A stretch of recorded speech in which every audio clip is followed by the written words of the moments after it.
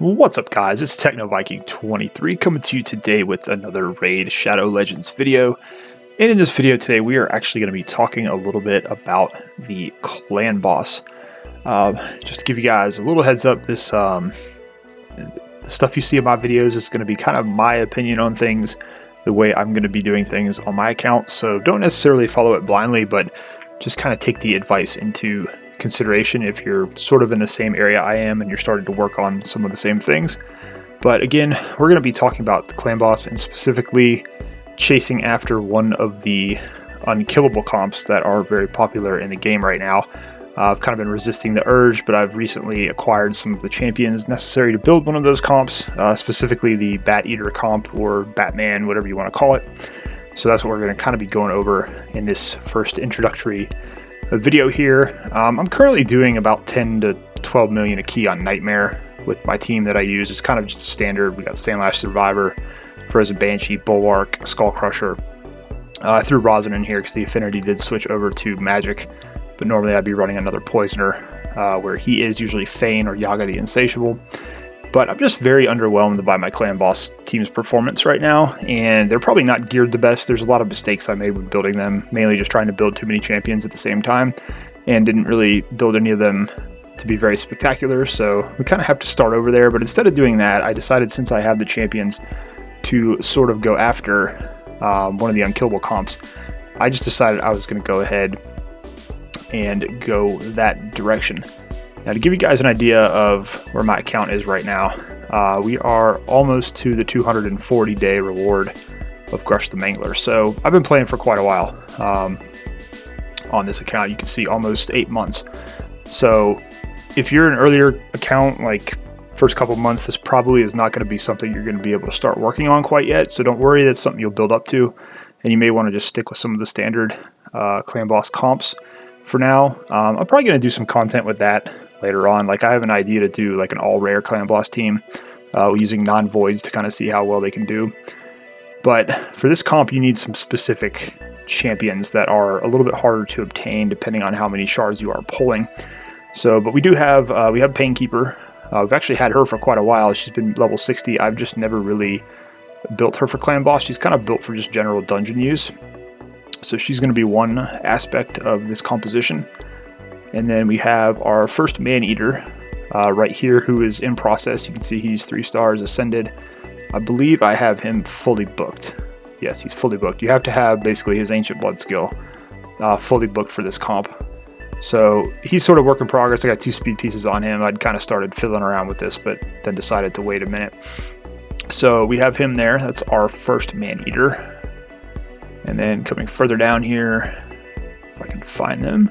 So we have Seeker, who's another part of this composition. I just actually pulled him this past week, so that's kind of what triggered this. I got him. He was kind of the last component I was waiting on.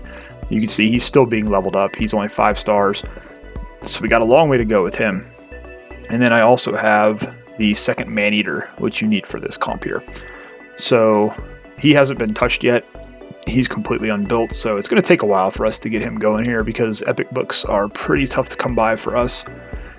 So that's the 4 main parts of this composition we're going to need. And then you can kind of free to pick your DPS or whoever you want to stick in for this next slot. I don't have like Draco or any of the crazy amazing champions people are using here, so I'm going to have to stick with one of my Poisoners and figure out who that's going to be. So I have some options here. So I may build more than one. I have a Cult Brawler who's not really built at all. His gear is terrible. We have Fane, who's sort of built for my general clan boss team right now. Kind of use her in and out depending on the affinity change. And then an option I kind of was considering that might be kind of unique is Taurus. I've actually been running him on my normal clan boss here and there, and he just puts out so much poison. He does a ton of damage that way, but you know, he may be an option there. So we'll see. Yaga's also an option here if we get him in some better gear. But it's probably going to be Fane, because she seems to work pretty well in the unkillable comps, or maybe a Cult Brawler, one of those two. I haven't decided fully yet, but the main 4 are going to be the 2 Man-Eaters, the Painkeeper, and the Seeker. And then Also, I have to give a little bit of credit where credit is due. For this comp, what kind of got me into the idea of running it was I've been watching a couple videos that both Ash and Deadwood Jedi have put out on this comp. And actually I chose this comp because it seems to be the most forgiving of the unkillable comps to build to me. That you just have to hit a range with your speeds. Speeds are the most important here. You have to speed tune this comp quite a bit. This will seem to be the most forgiving in terms of having a range for each speed you have to hit instead of having to hit a specific speed for each character like you do in some of the unkillable comps. So it was very appealing to me given my level of my count where my gear is at this point.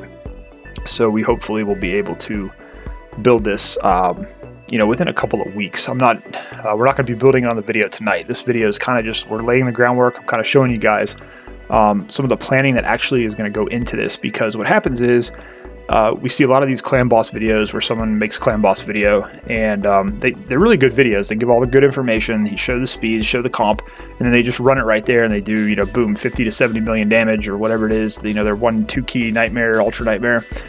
And so people get this idea that you just go in and you build this team in like 5 minutes, and you've got it.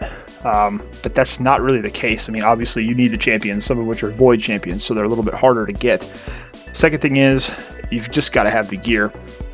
And let's see, we're just gonna do a filter here real quick. You can see like speed, my speed boots are pretty lacking. All I have is this 4-star stuff, which for in-game clan boss, mid-game, even, not very good. For where we are right now, we wouldn't be wanting to use this gear on any of our clan boss champions. If we go to speed substats, you can see actually we have 121 pieces, so that's not bad. But again, it's nothing where it's like a double roll or something we can roll a couple times. Like, we need a lot of purple and orange pieces that have speed, because what you're going to have to do, the speed we have to hit in our #1 man-eater is going to be 265 or higher. So that's probably going to require a full speed set with multiple speed rolls on each piece. And it's just going to be difficult. You can see I tried rolling some of these up already, and look, like this piece here is a legendary. You have a chance to hit one stat 4 times, but it hit crit rate, it hit the flat HP twice. So that's pretty much useless if we were wanting to use this for any kind of speed comp. Like with our second man-eater, he's going to have to be between 239 and 247. Seeker's going to have to be between 249 and 257. The Painkeeper needs to be between 239 and 257. And then whoever we use as our DPS or poison's got to be between 221 and 227. So you can see there we've got a lot of requirements to hit for these speed rolls. And then like these boots here hit speed twice, but they're flat defense, so that's really not that good. That's kind of why you see some of these pieces. I usually roll these when they drop. The only reason I kept this was it hit accuracy, so that's good on an accuracy champ later. But you're hoping to get a 2 or 3 hit when you roll. Like here, we got 2 on speed already. So if we take this to 12, hopefully it would hit speed a 3rd time, and then maybe even a 4th. So we're going to have to collect a lot of gear for this to be able to roll, to try to build this comp. So we got another good piece here with the 6, which we could roll a couple times. Then you also need the accessories. So you're going to need to have, I think the banner is really one of the only ones that can roll speed on it. So you're going to have to make sure you have a banner with some speed. And you're going to have to build from there up and sort of see how that goes. So you can see here we don't have a lot of accessories here. So what we're going to have to be doing for the next couple of weeks is farming Spider, farming the Dragon, and then also doing faction wars as much as we possibly can to get glyphs, because you're going to need glyphs to sort of tune this with. You can see here we only have a couple speed glyphs because I was using those actually earlier on my Ward Maiden. I was trying to get her tuned up for Arena, so I used a couple speed glyphs on her. But you can see here we're going to need a lot of these to help boost that speed on those individual pieces after we do get hopefully some good rolls. So we have to build up the supply a lot, and that's the thing, like even if you may have the champions, you might not specifically have the gear yet to build them for this. So that's just sort of one pitfall I kind of want to let you guys know about before you think about going into building one of the more advanced clan boss compositions. You're going to need gear, you're going to need accessories, you're going to need glyphs, and most importantly, you're going to need silver. And you can see here we don't have any silver. So again, that's where farming the Spider dungeon is going to come in. We're going to basically just have to be farming Spider every day. And to build all these champs out, I'm going to guess it's going to take nothing short of probably 50 million silver by the time we're all set and done with it. And I might be wrong. I'm going to write that down so I can see just how wrong I am on that. But we're going to have to be rolling that gear quite a bit just to see you know, where we can get with our speed rolls. So there's going to be a lot of silver put into leveling up the gear, finding the right speed rolls, and just in general gearing up these champions. So we're going to be hitting that pretty hard. We can also spend some time in the forge just building artifacts and selling them to get a little bit of silver. But mainly what we're going to be doing for the next couple weeks, and I think what I'm going to do with this video series is make it like a once a week type thing, so we can kind of check in on the progress. Like, so this week we'll be mostly grinding silver, grinding the dungeons, and then maybe next week we start building one of the champions on the video. We're also going to have to get potions. There's just so much that goes into building one of these teams that you don't see right off the bat. And you might get discouraged when you start getting into how much work it actually is to build one of these teams, but just, you know, just stick with it and go at your own pace. It's not going to be overnight. It's not going to be within a couple days. It's just something you're going to have to work for.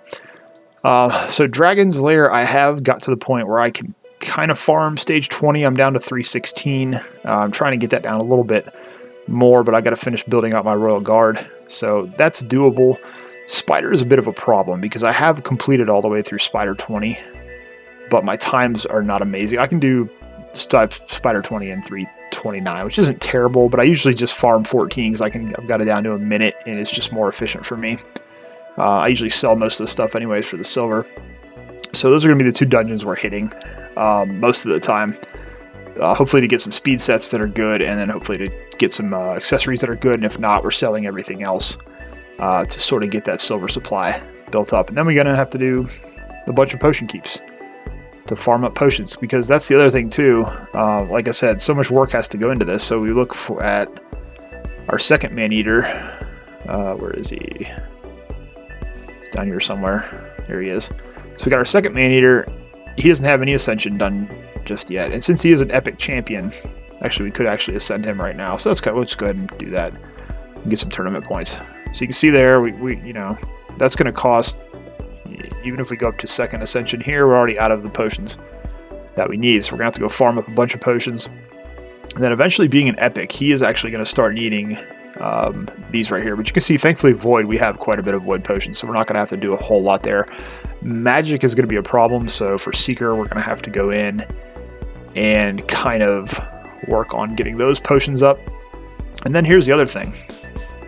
You also have to book these champions. So you see here, he takes 4 books on his A1, he takes 5 books on his A2, he only takes 2 books on his A3, which is the one you want. If this hits 2 books right away, you're fine. But that, we know how rare that is, so that's the other problem. So you got to think about all the stuff that's going to have to go into making this composition.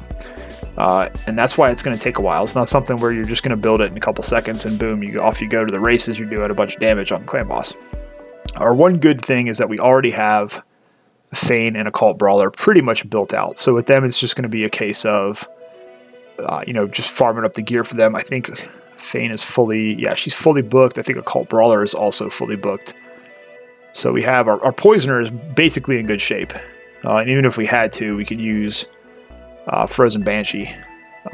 But she's usually a little bit better in a counterattack team with Skull Crushers. So I'm not sure if we're going to use her. The cool thing is too, when we get this built, we can, you know, kind of swap in and out with Poisoners. We just have to make sure their speed is in the right range, and we can kind of see what we get the best results with. So that's kind of what we'll be looking at doing there once we get this team built up. But that's kind of what I wanted to do. I just wanted to sort of lay the groundwork tonight, kind of show you guys what we're going to start working on with this composition. And like I said, we'll do maybe one video a week kind of showing the progress, and hopefully within a couple of weeks we've been able to build a couple of these champions and we can start moving toward doing the Bat Eater composition in the Clan Boss, because, you know, I'm really looking forward to hopefully boosting my damage and moving higher up the leaderboard in the clan, because quite honestly that's where you get a lot of good stuff usually from these Clan Boss chests. Usually get some pretty good stuff here. I don't know if it'll stay on there.